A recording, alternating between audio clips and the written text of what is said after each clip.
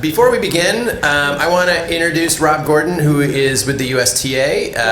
They're very generous sponsors of this room, but not only that, they've been sponsoring all of our beer festivals this year and bringing the tennis to the beer festivals and just making it more fun. And there is cardio tennis in here tomorrow morning at 7 a.m. So with that, I'll leave it to Rob. Hey, good afternoon, everyone. I'm Rob Gordon with the USTA. If you don't know what the USTA is, the United States Tennis Association. We are the governing body of American tennis. We do this tournament once a year. It's a little one. It's in Flushing, New York. It's not a big deal. It's called the US Open. It's not a big deal. But why are we here? Why am I talking to you now? The USTA wants to help your tap rooms fill a slow night with something other than trivia, which trivia is great. I'm a trivia host, very good trivia host, but I'm a very good trivia host, and I know that you can't do trivia every night, you can't do bingo every night, so we offer something different. It's called Tennis on Tap. It's a easy, very, very easy version of tennis that you can do in your parking lot, or if you have the space in your brewery, you can do it inside the tap room itself. It's slower, gentler tennis balls, it's smaller rackets, it's a smaller court. What I do in Orlando is a team event where I have between 50 and 85 players coming to Ivanhoe Park Brewing Company every Tuesday night for a couple hours, and it generates a fair amount of revenue for them and makes the place a place to be on a Tuesday night, and also has introduced the bar to people that weren't familiar with Ivanhoe Park Brewing Company. So if you're interested, we're at booth 106 upstairs. Come, we have a little mini court set up so you can see what it's like. And we want to bring revenue into your tap rooms. And finally, just I'll end with this, is that 4 breweries in a neighborhood doing trivia or bingo or karaoke on the same night is a problem.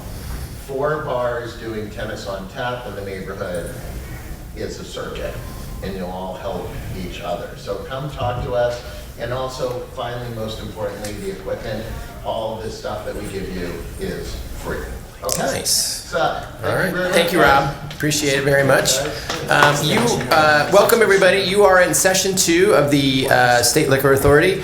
I want to introduce Bill Crowley, who is the Deputy Executive Commissioner, the Deputy Secretary, Chelsea Davis, and the Chair, Lily Fan, who has joined us today. I say this every year, and I mean this every year. We're super fortunate to have a state liquor authority in this state. I'm friends with all my counterparts in all of the other states, and working with their liquor authorities is sometimes challenging or distant or disconnected, and not these folks. And they have been responsive to us. They pick up the phone. They meet with us when we have issues, and we're very fortunate to have you. And so thank you for being here and doing 2 sessions. I know we're taking up a lot of your time during the day, but it's important, folks, that you're here. So with that, I will leave it to you. Hi, everybody. I'm Chelsea Davis. I'm the Deputy Secretary for Gaming, Cannabis, and Alcohol. I'm really, really excited to be in this role. I started with the governor in 2023, specifically working on the cannabis program. And I took over the State Liquor Authority portfolio in the executive chamber just a few months ago. And I think, I'm sure I can find some synergies with gaming as well, but I think it is and will continue to be really helpful to kind of have like kind of that 10,000 foot view of the ways that these our cannabis law and the ABC law are similar and different, and can learn from each other. And I'm hoping that that's something that can be really helpful moving forward. In a lot of ways, the problems in these industries and the successes of these industries are really, really different. And when like the MRTA, when the cannabis law was written and passed, it took a lot from from the ABC law. There's a lot, about price posting and COD lists and distance requirements. That's helped really to legitimize that industry, and it's helped us to model as much as we can off of the ABC law. But I also think it's been helpful for us on the SLA side to be able to learn from kind of new innovative things that they've been able to do, and they're not like quite as beholden to the decades of laws and regs that the ABC law has. I'm hoping today, obviously, we can talk through a lot of what's in the budget and answer your questions. And then I think there's a lot of longer term things that we're thinking about that I definitely think we can work with other industries too. I'm thinking, there's a lot, those distance requirements, we've had a lot of changes and controversies in the cannabis space with them, and I think it's allowing us kind of to rethink some of those in the space too long term. There's a lot going on with low dose THC and hemp derived THC beverages that I'm happy to talk through if people want, and other kind of long term plans that we might have or things that we're thinking about. I guess that's kind of it for an intro about me. Anything else? I'm excited to be in this role and to be working with the chair and with Bill, and to hear from all of you, your questions, and then also obviously welcome thoughts about what's in this budget, what we should be doing this session, and then other things we should be thinking about long term. Yeah. So hi again, I am Lily Fan. I'm Chair and Commissioner of the State Liquor Authority. I think what may be interesting for all of you is how we interface with each other. Chelsea works with the Chamber team directly. I think her reporting structure is she reports to the State Ops Director, who's Jackie Bray, new person. Jackie Bray reports to the Secretary to the Governor, Karen Keogh, and obviously Karen Keogh reports to the Governor. So Chelsea is our chamber contact, so Bill and I, run all our big policy ideas, all our comm strategies through Chelsea, and I think we have a good working relationship. And she, and when she gets contacted by other parts of the chamber team that have any issues that concern to us in terms of licensing or enforcement or anything, she communicates back to us about that. So us having a good working relationship and open communication and really a fundamental trust is actually really good for all of you and for the stakeholders and for our policy items. So I think that everybody's interested in that. It's like, what's the division of labor and how do we split the role? We also try to be a support to Chelsea because she is a person of one. We have more staff and we have no writing capability, so I always tell her, let us do the busy work so that you can be editing. So putting that aside, we are grateful to be here again. My job, as I say, is to come to events like this and listen to what you guys are concerned about. And as much as I, spend a lot of time thinking about how to improve operations and how to make things go faster and smoother in our operations, it's also really important to come to these events and hear about what's sticking for you, what's not working, and how we can continue to inform our policy proposals with your experiences. So many of you may know that we have 21 budget items. The governor, through Chelsea communicated with us that she's really in support of modernization and trying to make things more affordable and promote abundance within this industry. So there are, I believe we won we broke some kind of record by having 21 budget items in this year's executive budget. Some of them were chamber proposed, some of them are agency proposed, and together they intend to really modernize the whole area of ABC laws. Before we get there, I would talk a little bit about operations and what's been happening for the past 2 years or so. We have done a lot of work in our technology upgrades. If you are a user of our system, you're probably thinking, well, you came here in 24 and said that you were going to open the front portal for applications. Now it's 2026 and we're still not there yet. The bad news is that the back office system was more broken or more problematic than we had thought. The good news is that we have the governor's support to really go forward with digitizing, and that we are looking now at a 2 to 3 year plan to take online payments for all renewals and applications and be able again to move all of manufacturing applications and all on-prem, off-prem applications online over the next, say, 36 months or so. We have learned from some of the past mistakes, some of the mismanagement, or just we had to do a lot of requirements throughout the COVID period, and that's just honestly, like, people were very distracted during that time, and the product ultimately did not come out as well. And so we're working very closely now with the ITS team to make sure that we don't make the same mistakes moving forward. So that's one item. Another item is I've been obsessive with clearing our backlog on all fronts. So we've done a lot of work on the refunds queue. When I started, the wait for a refund was more than 2 years. We've issued millions of dollars of refunds that we owed to people, and now we're pretty much up to date. Foil has a little bit of a backlog, but the wait is not more than a few weeks at this point. So we're excited about that.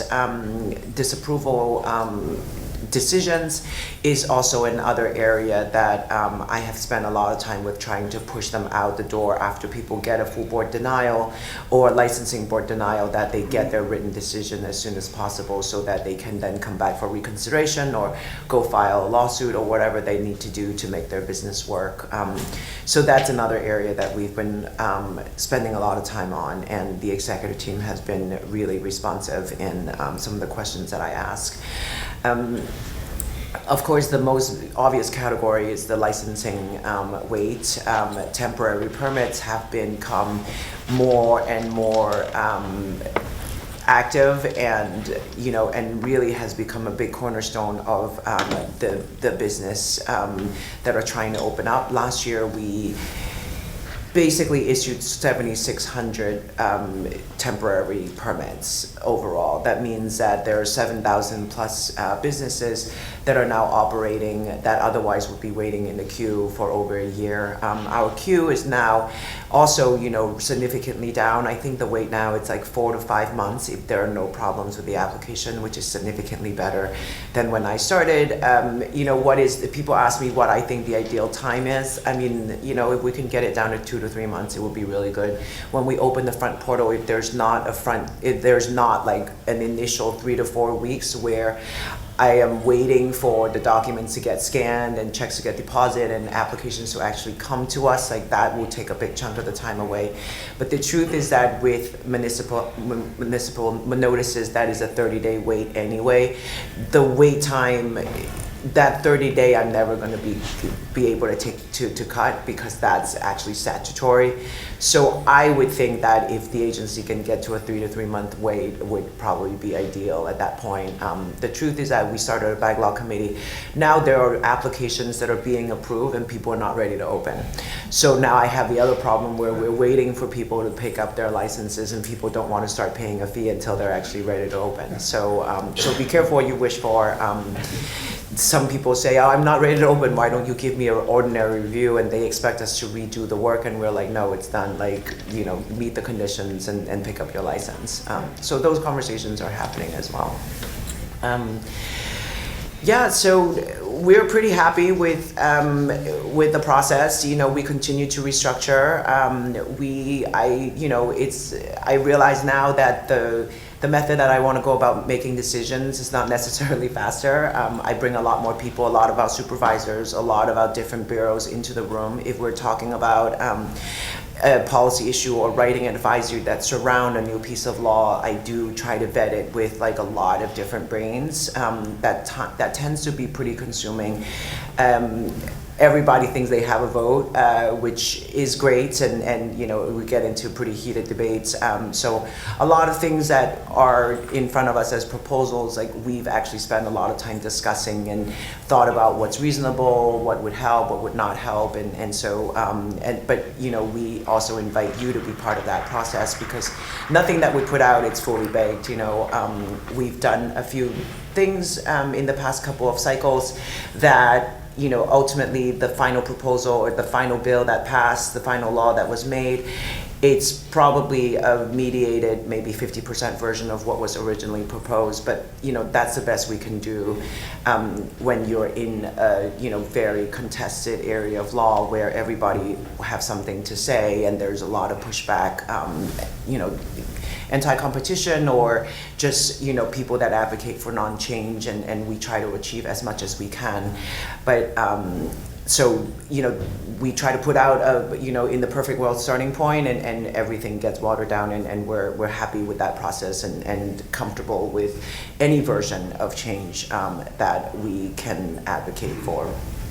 So we did this in the last hour. I think people find it somewhat helpful to sort of hear generally what the 21 items are. So I'm going to try to run through it really, really quickly, not to bore anybody to tears. But I think if you hear the whole thing, then you will kind of see like where the agency really want the industry to go. And, you know, for me, it's really important for the top tier and the bottom tier to really continue to thrive, and to the extent that alcohol consumption is for sure down.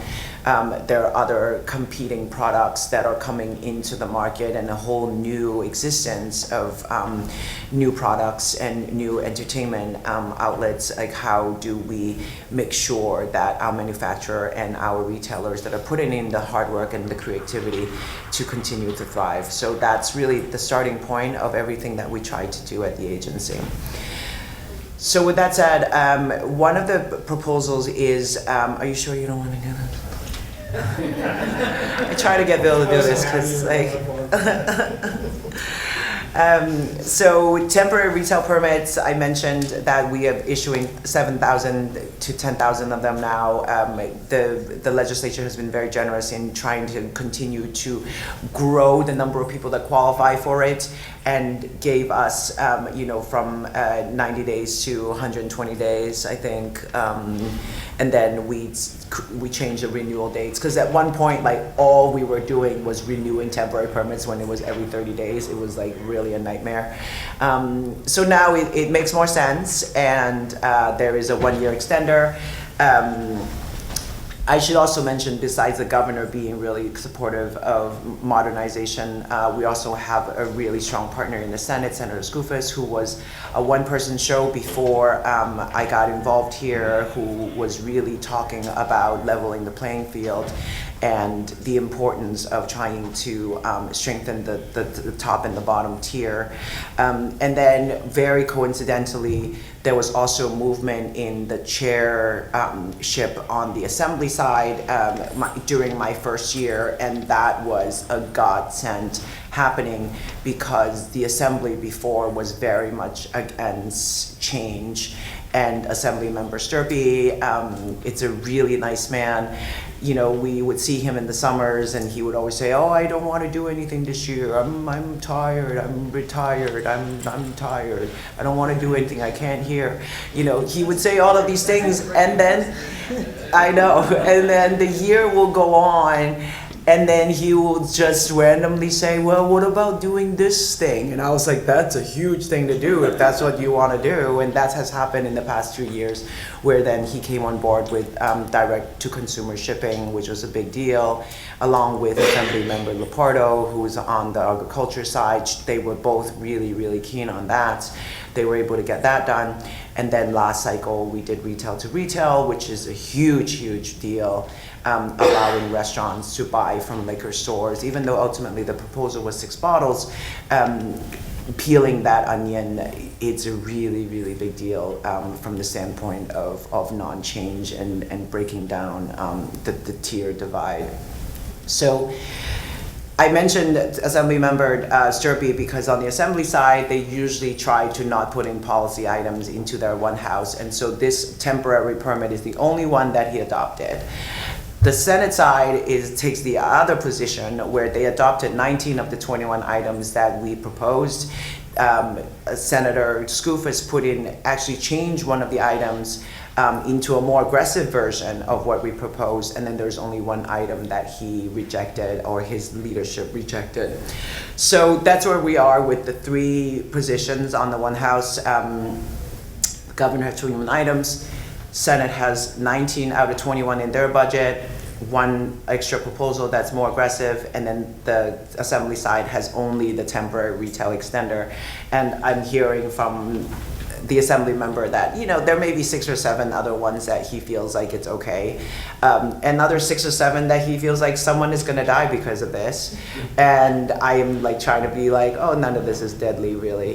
People come off of the anger and some of the emotional responses to some of these proposals. I think that we're actually more in agreement than we're not, but we'll see how it goes. And he always then will find the 1 or 2 big things that he will do post budget to try to move along. And so we're curious to find out. It's like watching a movie. When is this going to happen? So item number 1 is a temp. Item number 2 is allowing credit purchases on temporary permit.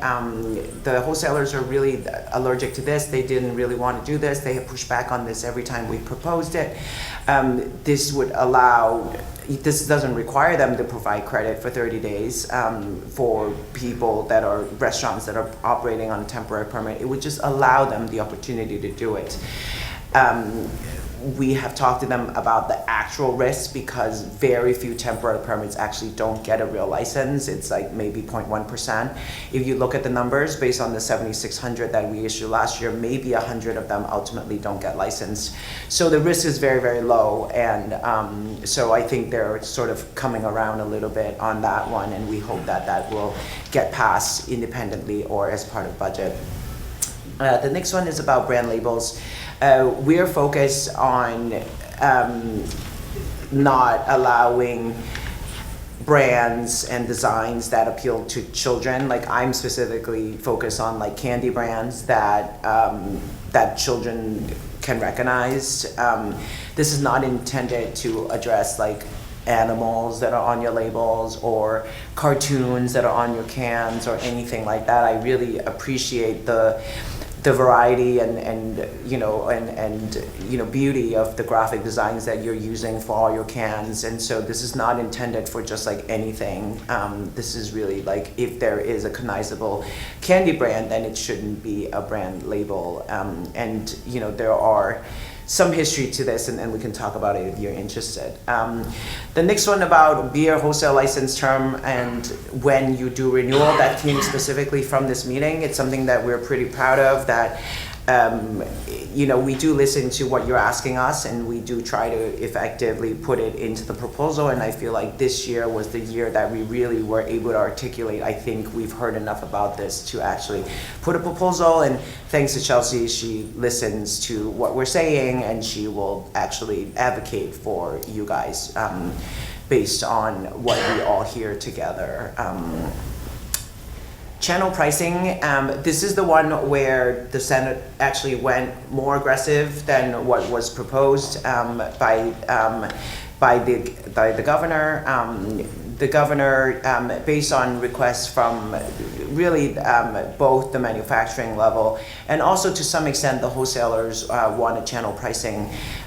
We know that more than 60% of bottles or cans that are bought at a liquor store or at a grocery store, people had tasted that at a restaurant before.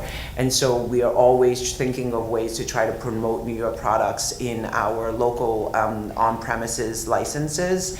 And this is allowing restaurants to buy bottles with, as if they got the bulk discount at a lower volume, that they can get a lower price and put New York products on their menu. That's the intent of this.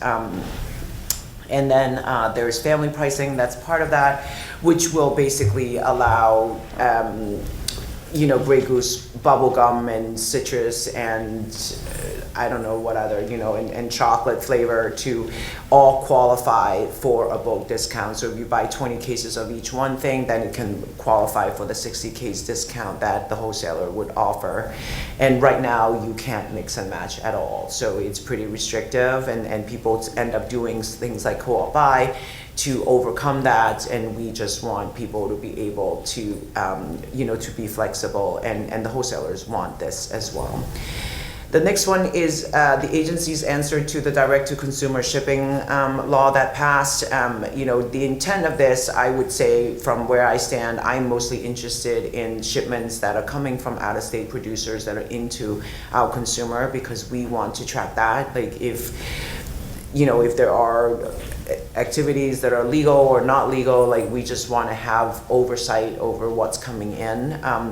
In this state, there are actually more importers than our own manufacturer and our wholesalers add together. So there are actually a lot of people that are operating without a clear presence, like without stakeholders, without a room like this where I see who you are. There are lots and lots of people that exist to import, and so we would like to get a grasp on what those activities are and not necessarily regulate, but just to see, like, are they paying taxes? Are they, meeting all the safety standards and all of those things? Movie theater license, this was on a 1-year extender before, and the proposal is to make this a permanent thing. We haven't had any enforcement problems with it. For a while, we were requiring every movie theater to have a table. So, there was a while when, I don't know if you guys noticed, in your local movie theaters, they were trying to put a little table on top because we told them that they need to have a table. Now we backed off on all of that. They've made movie theater liquor service allowable, and that we made it allowable that you can just serve popcorn with the vodka, and it seems to be going fine. So we are going to try to propose for that to become permanent. We'll see how it goes. The next one is it's called interior access and line of sight requirement. When people hear that, like, everybody's eyes rolls back and no one wants to really address it, but really just this is really a prohibition time to avoid the speakeasies when they were being hidden behind doors and stuff like that, and they didn't want to license operations that were not accessible from the street and not visible. What has happened now in modern times is that taverns that are inside of a mall, for example, or a legit theater that is inside of a building and you need to skybridge to walk there, those places are now not licensable as a tavern, which it has created problems, and we sometimes end up in the press because people think that they should be licensable, and we're like, oh, there's this really old archaic access line of sight rule that we have to meet, and it's a back and forth conversation, and we're trying to change that here. We'll see if the parties at the table are willing to take the time to really understand what this is and remove the restriction. Then we have a hotel food standard item, which is basically just allowing hotel room deliveries for hotels that don't have a full kitchen and don't have a restaurant. There, as you can imagine, there are a lot of hotels that are in that category where they don't have food service, but probably should be allowed to do room service. There is a proposal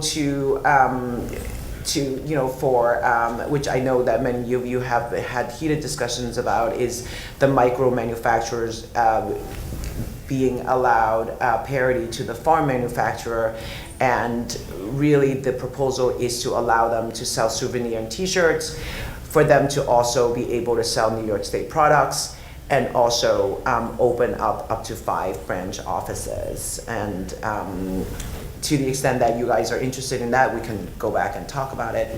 The next one is wholesale fees. We this is basically stolen from Senator Skoufis, who had a bill about outlawing wholesaler fees. And this version of it will basically sort of open Pandora's box a little bit. We are going to be able to get visibility into what fees are out there, which ones are justified, which ones are reasonable, and the agency would then be able to use our discretion to issue regulation that would authorize and regulate such fees. Right now, it's just a black box. Like, we don't know what fees are being charged, and what we know from the retail to retail conversation is that a bottle is $12 at a liquor store, and when you're ordering it from the wholesaler, it will take weeks for it to come, and it's like double the price when the fees are all added in. So if you guys run tasting rooms, you know what I'm talking about. And so we're really trying to address those things with saying like no wholesale fees. Then there is a tight house issue, the tight house change that was proposed. It would allow in-state and out-of-state manufacturer to own up to 3 branded experiences as long as they are 100% owned by the manufacturer. This is sort of have a larger economic sort of bird's eye view of international companies that may have an alcohol brand, that may have other brands that actually run an F&B operation, and they're not able to do it because of tight house. And so this is really saying that maybe they should be allowed to have a branded experience. And again, our job is to level the playing field and also promote overall abundance. I do think that branded experience will bring in more food traffic and will bring in the tourism that will then impact local economies. I understand that a lot of stakeholders don't necessarily have that view and really see this as too much competition from big brands, and that's not the intent, but I can see why that's the read on the outcome. And then the last bit, last bit is just all licensing categories. Some of them are technical fixes. Some of them are new concepts that came out of some of the fire drills that we've had at the agency. A lot of it is about cutting down our permitting work so that we can license places as a category and not have to deal with the thousands of permits that come up as a result. So adult care facility, this is for the old folks home so that they can drink. This is not a new thing, and you may or may not know that old folks home are already licensed. The Department of Health is all over us about this one, but the truth is that they are already licensed as on-premise restaurants, and they obviously are not open to the public. So this is a technical fix. This is so that they can be closed to the public and serve their residents or visitors, etc. The next one is airport airline lounge, and we continue to work on the language here. Everything is, everything needs to be said, otherwise it's not allowed. So this would allow, again, airline lounges, as you know, are already serving alcohol now, and but they are also supposed to be open to the public. You're supposed to be able to pay a fee and go in, but we all know that there are a lot of ones where they're like, you gotta have this purple credit card, otherwise you can't come in, and this will fix that. There's a debate. The agency didn't propose unlimited drinks because we ultimately are responsible for temperance, so we didn't feel like it was our job to propose unlimited drinks, but I believe the Senate version wants unlimited drinks, and that's what the advocates are going to ask for, which we're okay with, but just we didn't propose that. The cafe license is exactly what it is. It's limited food so that cafes, daytime operations, wine bars, that they don't have to disclose to the tavern. It's really so that they can tell the community board, we're trying to be a cafe, and we don't have a full kitchen. We'll have soup, sandwiches, and pastries, but we want to be able to serve, a glass of wine or serve some liquor or RTD or something like that. Higher ed is really, the governor has been really big on education. Anything that we do, we bring in Micron, she wants to build an education program where we'll produce our own engineers to support the hiring needs of Micron. So this is similar to that. Cornell has this carve out where they are carved out as a higher education institute so that they can do a lot of educational programs. I personally truly believe that the hospitality industry needs to be seen as an industry as the largest employer in the whole country. However, we always treat it like it's some kind of transient job, that people moonlight as a server and that this is not supposed to be a career. And I don't think we give enough respect to the people that are providing hospitality experiences. And when you're like, oh, I'm opening a brewery or opening a restaurant, they're like, oh, how fun. It's like, no, that's a real job. And that's supposed to get, a lot, so I'm really, trying to support the higher ed pathway towards, creating content, making alcohol, establishing marketing tools, and all of those things. It's a real thing. So the higher ed will also cut out our permitting work because it will license campuses, allow education opportunities, but also allow service to events like Parents Weekend, speakers, graduation or whatever. Like right now we just do a lot of one-day permits, and we want to put that responsibility of avoiding sale to minor into the hands of the colleges, because they have a duty to protect the safety of their students and also, insurance liabilities and stuff. I think that we are okay with trusting higher ed institutions to take over the responsibility of overseeing alcohol distribution on campuses. Hotel concessionaire is for sundry shops at hotels to sell bottles to go to overnight guests. That's limited to that. There is a heightened ATAP scanning age verification element to it, so you need to be an overnight guest and you need to have an ID in order to buy, because we are aware that there are a lot of high school, college teams that don't have parental oversight around, and people may try to abuse this, but the whole point is that you can buy a bottle if you're an overnight guest, if you're over 21, and there's no limitation on where you drink it, where you take it, but we also don't want these hotel concessionaires to become endless liquor stores. So you can't come off the street and buy it. You have to be an overnight guest. Early morning sports bar permit. We've had a couple of fire drills relating to sporting events. The governor, you may or may not know, is a huge sporting fan. She's a Buffalo Bills fan. She, wanted to allow alcohol service to start earlier, or, legislators were also pushing us to do that when the U.S. was playing the hockey game in Italy a couple of weeks ago. And so we've actually been carrying this bill for a little bit.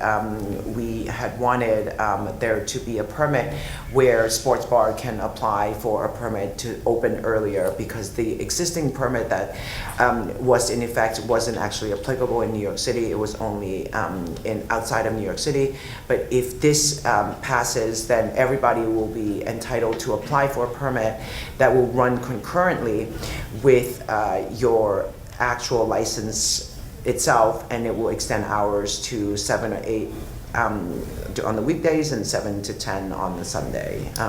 If you feel the need to start drinking at 7 a.m., this is for you. The reissuance of Class C beer licenses, that has turned out to be the most controversial. I feel strongly about this one, leveling just from the standpoint of introducing competition into beer wholesale, and also reopening a license category that's been closed technically since 1960. We've gotten a lot of pushback. There are only 370 of such licenses that exist. all of these licenses actually also come with a redemption center. So from the sustainability standpoint, I do think that it's really helpful to start reissuing these. There are 25% of New York counties that do not have a 1C license. So, you know, in the North Country, in the Southern Tier, in Western New York, there's a lot of opportunity for people to open these beverage centers that have a pretty unique method of operation. They're allowed to sell snacks and non-alcoholic drinks, and they can do beer wholesale. I do think that it's a new business that new immigrants could get into and find a lot of joy in. But of course, like, you know, the people that currently run these are not necessarily happy that they are about to lose their monopoly. So that's been very, very contentious, and it's very personal as well.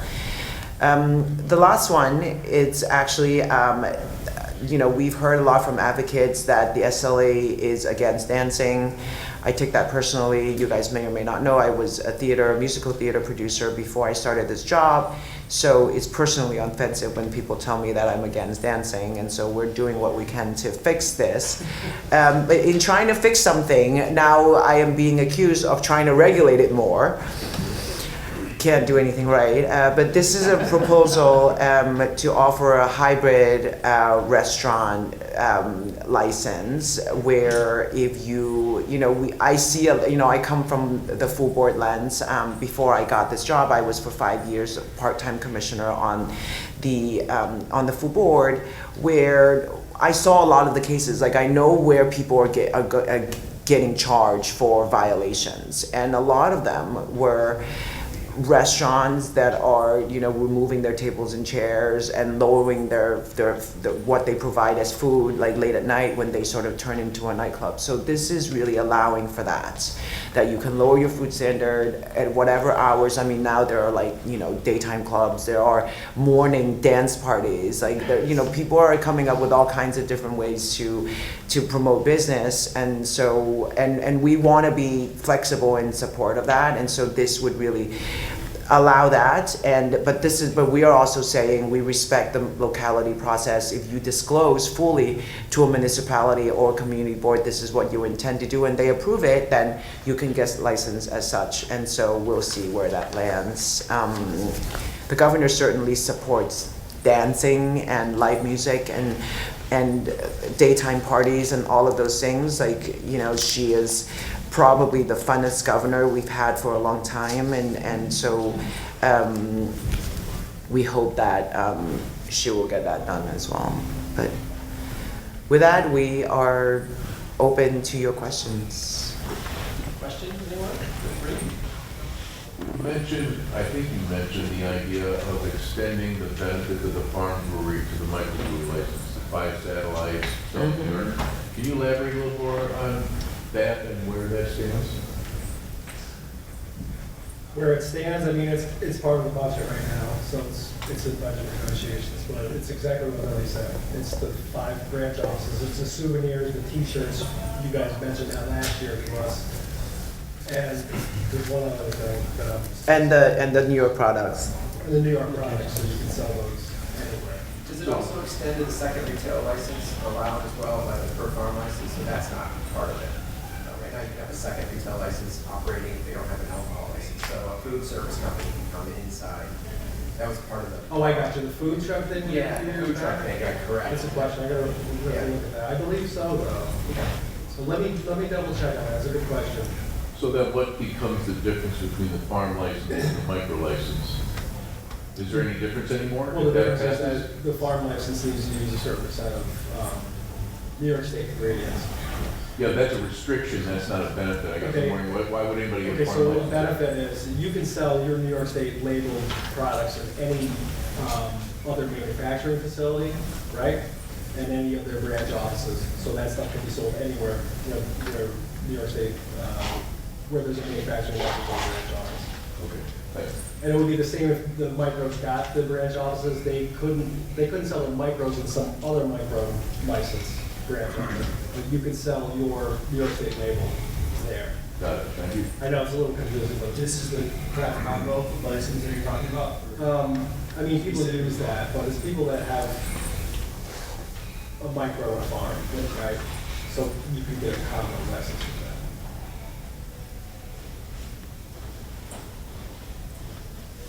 Yeah.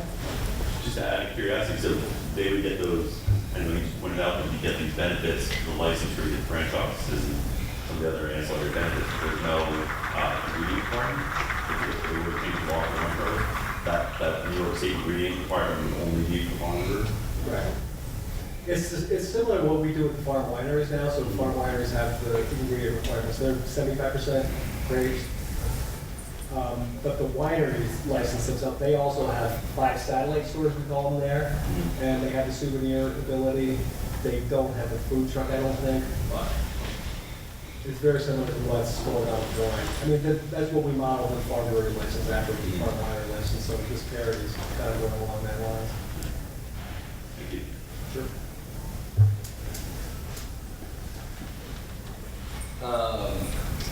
Pardon if this is something that's common knowledge, but is there some sort of reference online to the do's and don'ts under a manufacturer's license beyond just the broad strokes that are on the brewery reference guide? I'd hope to never be inspected by y'all, but I would love to be prepared and have my I's dotted and my T's crossed if the time came. I feel like a lot of, when it comes to volume reporting, waste reporting, recording, record keeping, how long to keep records, all that, a lot of that is like hearsay I've gotten from working at different places, and I would much rather hear it or see it in writing from you. Is there any kind of resource for that? Yeah, that's something that someone else asked us as well. I think it's something that we need to work on as an agency. We tend not to put out, because we take the position that we don't give you legal advice. It's up to you between you and your lawyer, how you're gonna follow the law. But I do understand that a guide would be beneficial, and we are thinking about hiring someone who will focus on educating to try to do this. Because, yeah, I mean, hearsay is not helpful. Right.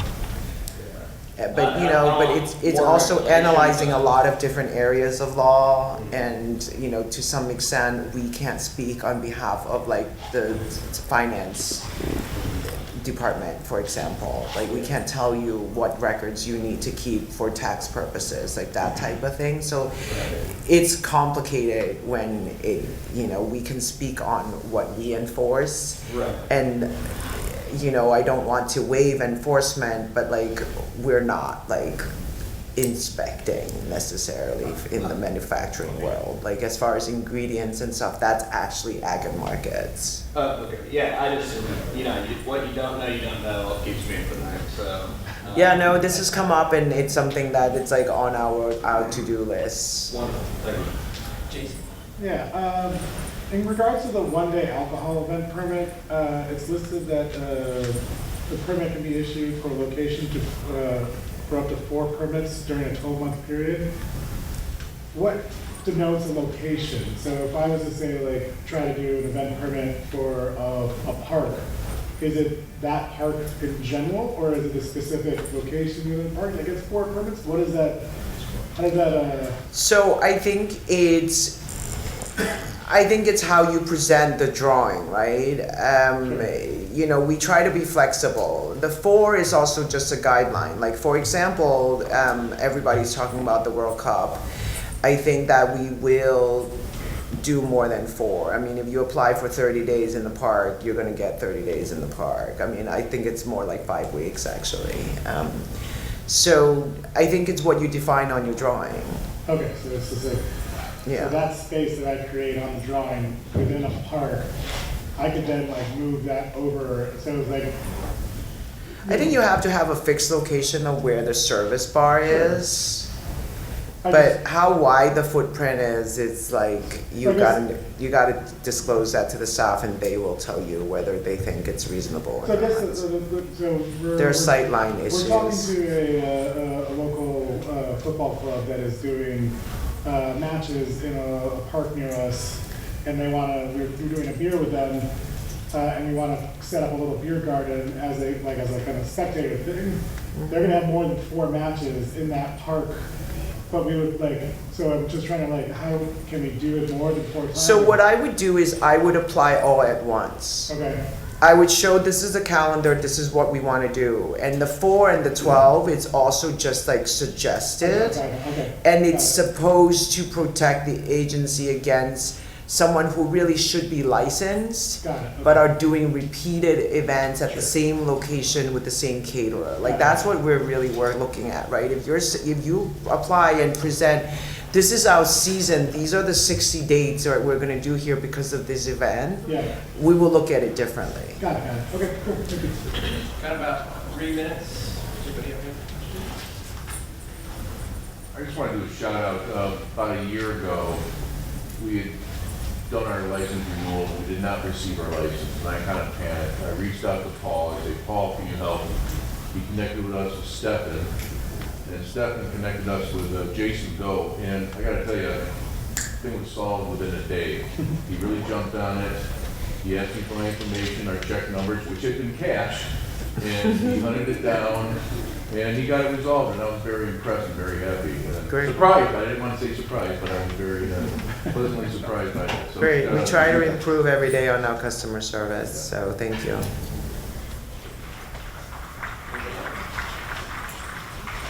No? All right, Well, thank you for, once again, for doing this every year. We appreciate your time and filling us all in. And thanks, everybody.